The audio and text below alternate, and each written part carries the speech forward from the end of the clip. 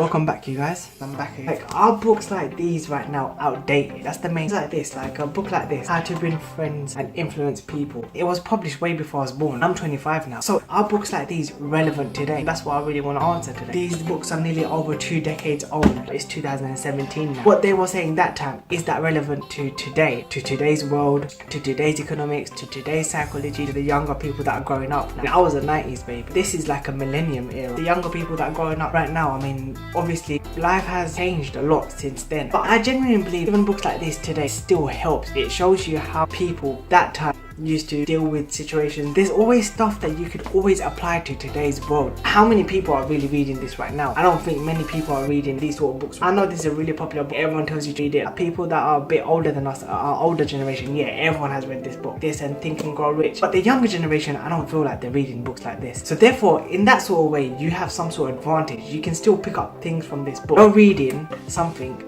that the younger generation right now aren't reading. There's a famous quote saying, if you're reading what everybody else is reading, you're thinking the same thing everybody else is thinking. So if you're like reading books like these at this age, where the younger generation I don't feel like are reading books like this, then I feel like, yeah, you have a sort of technical advantage. You have that psychological advantage. You can't need 16 million copies. This has sold 16 million copies. There's something to get out of reading these sort of books. This is, I think, over 20 years old now as well. 20 years old, that's nearly 2 decades. But there's still amazing stuff in this book. Some of the concepts, some of the ideas, some of the key things that Tony Robbins has said has always stuck by me. Like the idea, the concept that he made is called CANI. And what CANI stands for is a constant and never-ending improvement. If every single day you're making a constant and never-ending improvement of your life, that's something that Tony Robbins has said. I read this about 3-4 years ago now. That concept CANI has always stayed with me. Like CANI, I still remember right now. I don't feel like a book loses its value.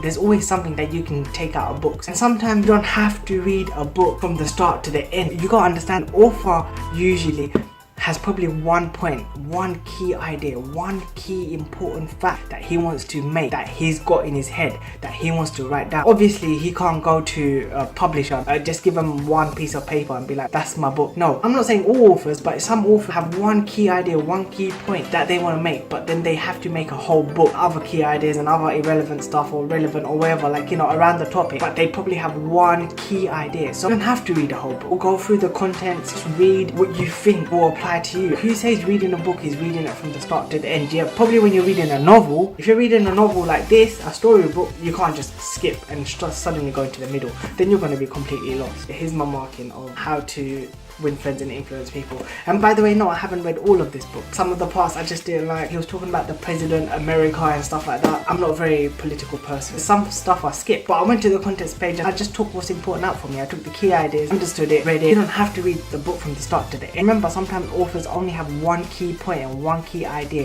one fundamental idea that they want to put out there. So yeah, these obviously are books from different eras, books from different decades. I mean, is it relevant today? Yes, of course it is. If you really think about it, these people, what they done and what they achieved, these are the people that we have to look up to. These are the people that you got to realize generated so much following. They had so much influence, so influential. Like Marcus Garvey, Nelson Mandela. Without Twitter, without social media, without Instagram, they had so much influence, like millions and millions of people. And I feel like without Twitter, without Instagram, without all these social media, without YouTube, these people had millions and millions of people following them. Not with a single button, they were following everything they said. So I feel like, yes, books like these definitely don't lose the value. There's always something to pick up from them. There's always something we can get out of these sort of books. Yeah, you guys, this is just a short little video that I just wanted to do today.